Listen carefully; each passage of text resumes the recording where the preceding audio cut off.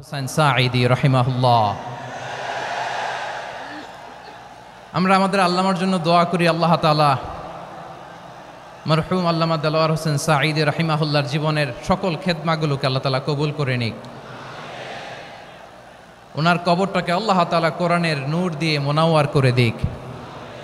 আমি আরও সৌভাগ্যবান যে আমি অত্যন্ত নগণ্য ক্ষুদ্র একজন কোরআনের ছাত্র হয়ে কোরআন থেকে যা বুঝেছি, এই কথাগুলো যখন দেশ থেকে দেশান্তরে যেখানেই যাই শোনাবার জন্য লক্ষ লক্ষ দিনী ভাইরা সেখানে উপস্থিত হয়, আলহামদুলিল্লাহ।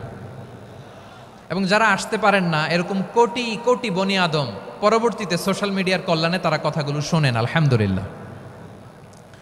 আবার এমনও অনেক আছে যারা আমাদেরকে পছন্দ করেন না, তারাও ডায়েরি খাতা কলম নিয়ে, মোবাইল নিয়ে, ল্যাপটপ খুলে আমাদের আলোচনা শোনেন। আমি তাদেরকেও ভালোবাসি, কারণ আমার স্লোগান হচ্ছে, হেরে যাবে ওদের হিংসা, ষড়যন্ত্র, জিতে যাবে আমাদের ভালোবাসা। যারা আমাদের বিরোধিতা করে, আমাদের ব্যাপারে ঘৃণা ছড়ায়, তাদের জন্য আমাদের বুক ভরা দরদ আর ভালোবাসা আছে না নাই? কারণ ভালোবাসা দিয়ে যা জয় করা যায়, কঠোরতা দিয়ে তা পারা যায় না।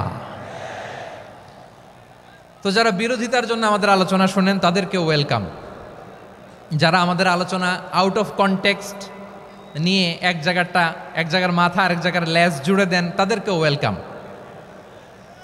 গত সপ্তাহে আপনারা জানেন খুলনা বিভাগের প্রোগ্রাম আমি দিয়েছিলাম যশোরে, আদ্দিন ফাউন্ডেশনের উদ্যোগে। তো যশোরের প্রোগ্রামের এক ভিডিওর পেছনে আমাদের কিছু দিনী ভাইরা 6 বছর আগের এক অডিও ব্যাকগ্রাউন্ডে জুড়ে দিয়ে বিভ্রান্তি ছড়ানোর জন্য সোশ্যাল মিডিয়াতে ছড়িয়ে দিয়েছে। তো তাদের প্রতিও আমাদের কোনো রাগ নাই, ক্ষোভ নাই। তারা হয়তো দিনই তাকাদা থেকেই করেছে, কিন্তু তারা হয়তো বুঝতে পারে নাই এই যে রিসেন্ট আলোচনার ভিডিওর পেছনে 6 বছর আগের অডিও জুড়ে দেওয়া, এটাকে বাংলায় বলে প্রতারণা।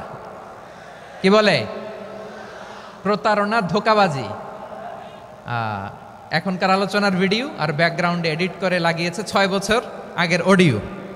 এটারে প্রতারণা বলে, ধোঁকাবাজি বলে। আর বিশ্বনবী বলেন, মান গশানা ফালাইসা মিন্না, the person who deceives us he is not among আস।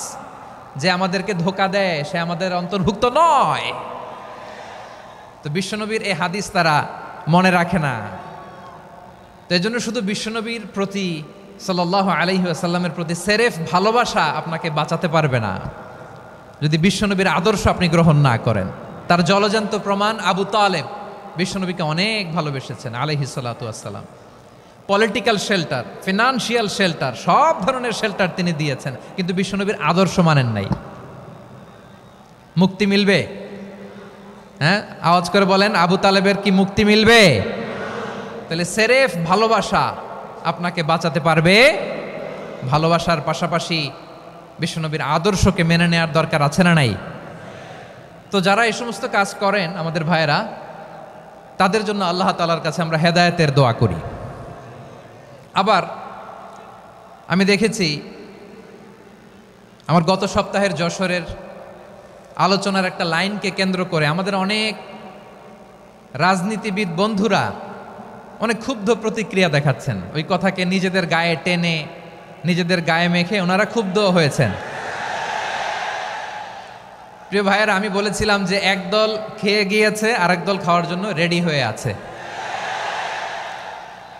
তো এখানে কি আমি কোনো দলের নাম বলেছি? বাংলাদেশে 48টা প্রায় নিবন্ধিত রাজনৈতিক দল, কোনো দলের নাম আমি বলিনি। কথাটাকে আমি জেনারেল রেখেছি। দায়ীদের বৈশিষ্ট্যই এটা, দায়ীরা জেনারেলি কথা বলে, যার যেই মেসেজ নেয়ার তারা সেখান থেকে নিয়ে নেয়।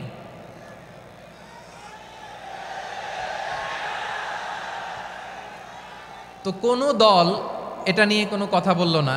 আপনারা এটাকে নিজের গায়ে যে মাখালেন, এটা ঠিক হয়নি। আমি বলবো যে এটা খুবই অনভিপ্রেত হয়েছে। কোনো দলকে টার্গেট করে বা কোনো দলের পক্ষে আমরা কখনো কথা বলি না। আমরা কোরআনের পক্ষে কথা বলি, ইসলামের পক্ষে কথা বলি, ঠিক কিনা বলেন? সো একটা জেনারেল কথাকে যদি আমার রাজনীতিবিদ বন্ধুরা নিজেদের গায়ে মাখেন, ক্ষুব্ধ প্রতিক্রিয়া জানান, এতে করে সাধারণ জনগণের কাছে একটা নেগেটিভ মেসেজ যাবে ওনাদের ব্যাপারে। এটা হোক আমরা চাই না। এদেশের যত এই যে আমার ভাইয়েরা, এই যে, তো আমার প্রিয় রাজনীতিবিদ বন্ধুদের আমি বলবো, কথাটা ছিল ভেরি জেনারেল, এটা নিজেদের গায়ে মাখানোর কোনো দরকার নাই।